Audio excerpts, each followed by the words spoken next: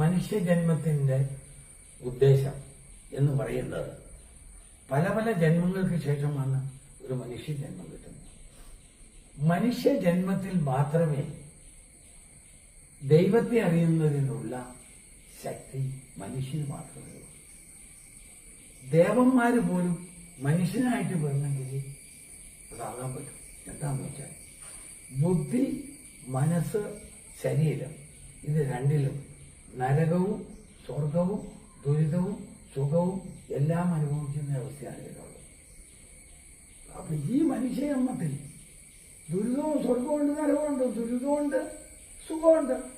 അപ്പൊ ഈ മനുഷ്യജന്മത്തിലെ ബുദ്ധിക്ക് മാത്രമേ ഈ ദൈവത്തെ അറിയുന്ന ജ്ഞാനം പിടിച്ചുപറ്റി അതിൽ ഉറക്കാൻ കഴിയും. വേറെ ഒരു ശരീരത്തിനും ഒരു ബുദ്ധിക്കും അതിനുള്ള കഴിവില്ല. മനുഷ്യജന്മത്തിൽ മാത്രമേ.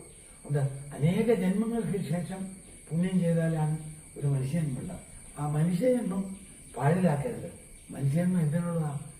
ദൈവത്തെ അറിയാൻ മാത്രം വേണ്ടി വന്നിരിക്കുന്ന ആ മനുഷ്യജന്മം.